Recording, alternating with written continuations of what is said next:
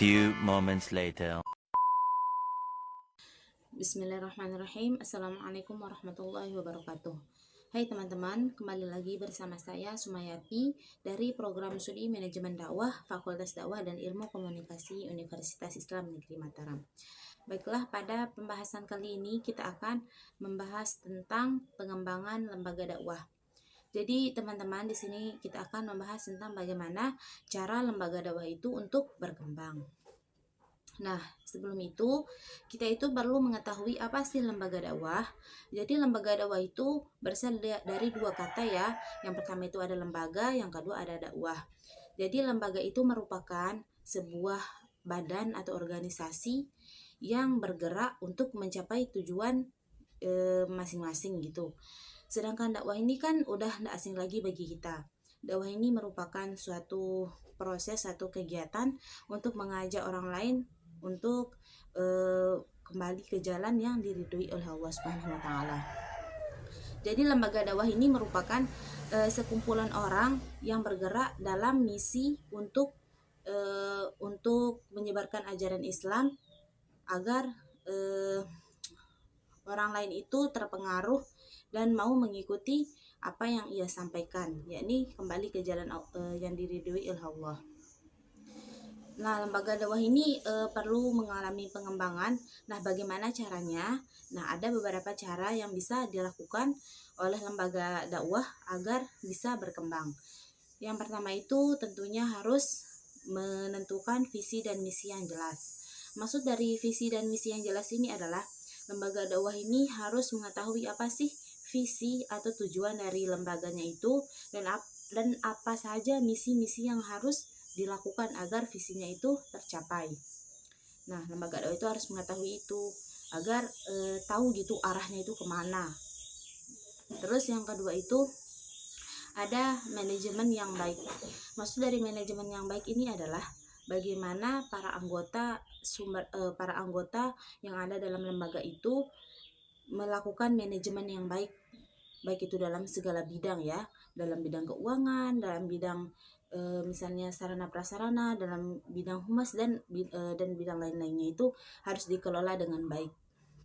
Selanjutnya itu ada pengembangan sumber daya manusia. Maksud dari pengembangan sumber daya manusia ini adalah bagaimana lembaga itu mengembangkan terus potensi-potensi yang ada pada sumber daya manusianya atau anggotanya. Misalnya ya para dai-nya itu terus diberikan pelatihan maupun pengembangan agar kualitasnya itu semakin baik. Selanjutnya itu ada yang menggunakan media digital atau media sosial. Nah, di era modern saat ini yang kita kenal dengan era digitalisasi atau globalisasi, tentu media digital ini merupakan sebuah istilah yang tidak asing lagi bagi kita. Jadi lembaga dakwah ini bisa memanfaatkan atau menggunakan media digital ini untuk mempromosikan atau menyebarkan gitu konten-konten yang berkaitan dengan lembaganya agar diketahui oleh orang lain atau masyarakat secara luas. Terus yang keberapa ya? Yang kelima. Yang kelima itu ada yang namanya apa sih? Selanjutnya itu ada yang namanya membangun kerjasama yang baik. Nah, kerjasamanya itu bisa berbentuk yang lokal, nasional maupun di internasional. Kerjasama ini bisa dilakukan dengan lembaga lain maupun lembaga-lembaga yang besar agar bisa gitu ya lembaga kita itu ikut berkembang. Nah, selanjutnya itu ada yang namanya membangun atau membuat program yang relevan dengan keadaan saat ini.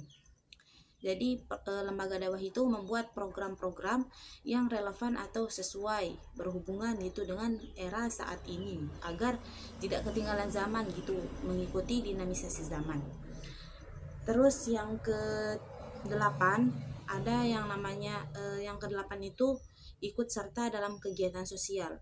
Maksudnya itu ikut serta dalam kegiatan sosial adalah lembaga dakwah ini bukan hanya berkecamuk atau apa sih istilahnya, bukan hanya menyebarkan ajaran Islam saja gitu, tapi ikut dalam kegiatan-kegiatan sosial seperti pengembangan ekonomi masyarakat maupun eh, ikut serta dalam menolong warga yang sedang terkena bencana, sehingga masyarakat itu menjadi tahu bahwa lembaga dakwah ini bukan hanya lembaga atau badan yang bertugas untuk menyebarkan ajaran Islam, tapi juga dalam hal yang lain bisa gitu dimanfaatkan. Terus selanjutnya itu ada evaluasi dan keberlanjutan. Setelah kita melakukan dari awal dari visi misi sampai ikut serta dalam kegiatan sosial itu, kita bisa melakukan evaluasi apakah sudah sesuai atau belum eh, dengan urutan-urutan tadi yang telah kita lakukan, dan apa yang perlu diperbaiki yang serasa belum baik dilakukan oleh lembaga kita. Nah, teman-teman, ada juga faktor-faktor yang mempengaruhi perkembangan lembaga atau organisasi kita. Nah, faktor-faktor ini perlu kita ketahui agar lembaga kita itu bisa lebih maju atau lebih berkembang. Yang pertama itu kepemimpinan. Nah, kepemimpinan ini berasal dari kata pemimpin yang berarti ketua atau eh, ketua atau ketua atau atasan gitu, paling atas. Nah, kepemimpinan ini merupakan suatu kemampuan yang harus dimiliki oleh seorang pemimpin. Kemampuannya ini adalah kemampuan untuk mempengaruhi maupun mengarahkan seseorang untuk mencapai tujuan dari organisasi tersebut atau organisasi lembaga dakwah yang sedang kita buat. Nah, kepemimpinan ini perlu. Jadi teman-teman, setelah kita mengetahui langkah-langkah untuk melakukan pengembangan dalam lembaga dakwah kita juga perlu untuk mengetahui apa saja sih faktor-faktor atau hal-hal yang mempengaruhi pengembangan lembaga dakwah kita. Apa saja hal-hal yang bisa membuat lembaga dakwah kita ini berhasil gitu. Nah, yang pertama itu ada kepemimpinan. Kepemimpinan ini berasal dari kata pemimpin yang berarti ketua. Kepemimpinan ini berarti adalah sebuah kemampuan yang harus dimiliki oleh seorang pemimpin, baik itu kemampuan dalam mengarahkan, kemampuan dalam memberikan motivasi, dalam mempengaruhi, maupun dalam memberikan tugas kepada para bawahannya agar tujuan dari lembaga dakwah itu bisa dicapai. Kepemimpinan ini kenapa menjadi faktor atau hal utama dalam pengembangan lembaga dakwah kita? Karena kan jika pemimpinnya itu baik, maka pengikutnya itu atau anggotanya itu akan ikut baik. Sebaliknya, apabila pemimpinnya itu buruk, maka anggotanya itu juga akan ikut buruk. Maka pemimpin ini harus mempunyai sikap atau kemampuan kepemimpinan yang baik agar tujuan dari lembaga kita itu bisa dicapai. Nah, seorang pemimpin itu juga harus mempunyai sikap-sikap seperti yang pertama itu adalah amanah. Apa sih maksudnya amanah? Amanah itu adalah sebuah sikap yang dapat dipercaya. Jadi pemimpin itu harus bisa dipercaya gitu. Jangan nanti pemimpinnya itu misalnya tukang bohong, jadi anggotanya itu juga ikut ikut tidak jujur gitu. Nah, amanah itu harus dapat dipercaya, harus jujur dan bertanggung jawab atas wewenang yang telah diberikan gitu. Nah, yang kedua itu adalah mempunyai ilmu dan keahlian dalam bidangnya. Jadi pemimpin itu bukan hanya menyuruh-nyuruh saja, tapi pemimpin ini harus juga mempunyai kemampuan atau mempunyai sifat yang mempunyai keahlian dalam bidangnya. Misalnya, pokoknya pemimpin ini harus menguasai segala bidangnya gitu agar nanti para anggotanya itu misalnya kalau mengalami kesulitan atau mengalami masalah bisa konsultasi kepada pemimpin tersebut.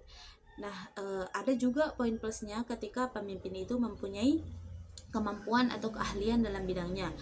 Nah, jika pemimpin itu mempunyai keahlian atau ilmu-ilmu yang lebih dari anggotanya itu, maka anggotanya itu akan menjadi lebih takjub kepada dia dan lebih menghormatinya.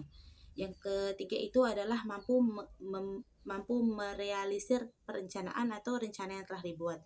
Jadi pemimpin itu harus mampu gitu membuat seolah-olah apa yang telah dibuat atau direncanakan itu bisa nyata, sehingga para anggotanya itu merasa termotivasi dengan hal yang dilakukan oleh pemimpinnya tersebut. Selanjutnya itu adalah pemimpin itu harus bersikap toleran, sabar, dan rendah hati. Nah, pemimpin itu harus mempunyai sikap rendah hati agar para anggotanya itu bisa bisa berkomunikasi dengan dia. Pemimpin ini harus menciptakan sebuah suasana yang harmonis agar tidak terjadi yang namanya kesalahpahaman atau miskomunikasi antara anggotanya. Nah, itulah sikap-sikap yang perlu dimiliki oleh seorang pemimpin agar kepemimpinannya itu bisa diikuti atau bisa menjadi teladan bagi para anggotanya. Selanjutnya, selain dari kepemimpinan, ada hal yang mempengaruhi pengembangan dalam lembaga dakwah kita, yakni etos kerja. Etos kerja ini merupakan sebuah istilah dari bahasa Yunani yang berarti sikap, tanggung jawab. Jadi etos kerja merupakan sebuah sikap, kepribadian, tanggung jawab maupun bagaimana para anggota dalam lembaga dakwah ini bersikap dalam melakukan peran-perannya sehingga kerjanya itu bisa menjadi lebih baik. Intinya itu adalah etos kerja ini merupakan sebuah sikap positif yang harus dimiliki oleh seluruh anggota dalam sebuah lembaga agar pekerjaannya itu bisa menjadi lebih baik gitu.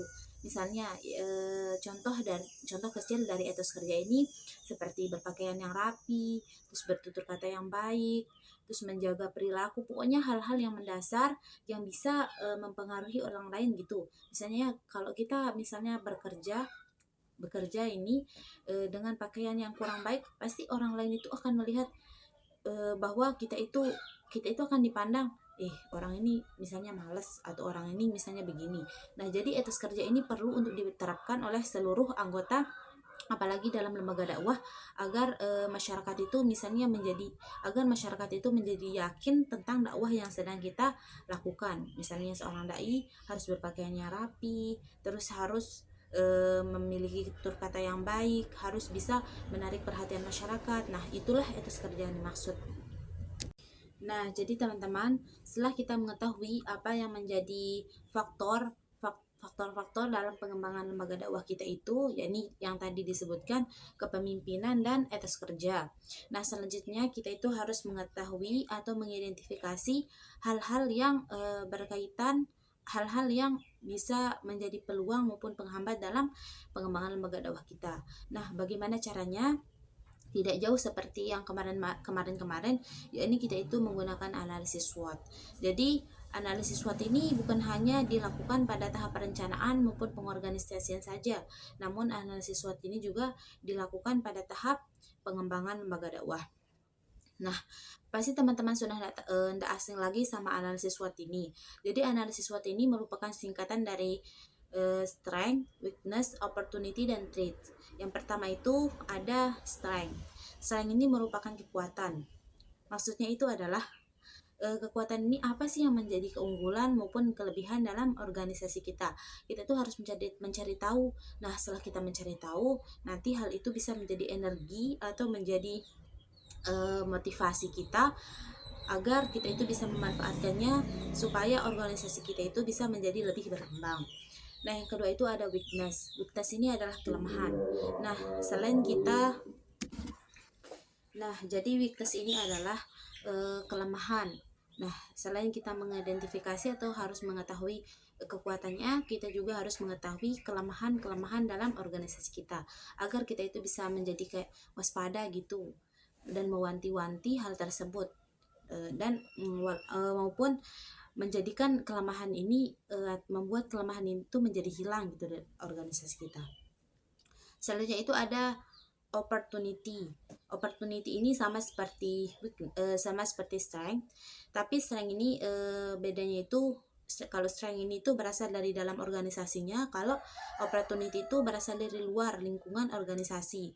Opportunity ini adalah peluang yang bisa dimanfaatkan agar organisasi kita itu bisa menjadi maju.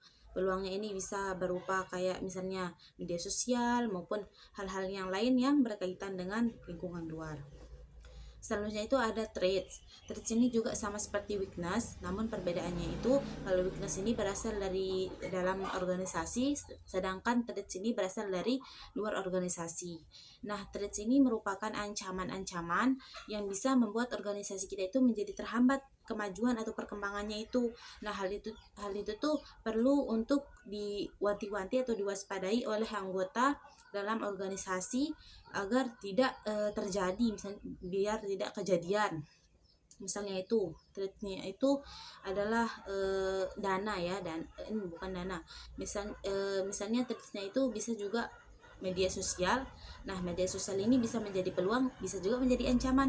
Nah, media sosial ini apabila tidak digunakan dengan baik, maka bisa menjadi ancaman. Apabila digunakan dengan baik oleh lembaga, maka bisa menjadi peluang atau keunggulannya. Nah, teman-teman, itulah yang bisa disampaikan mengenai pengembangan lembaga dakwah. Mohon maaf apabila ada kesalahan kata maupun kesalahan pengucapan istilah. Nah, saya Sumayati pamit undur diri. Wassalamualaikum warahmatullahi wabarakatuh. See you next time.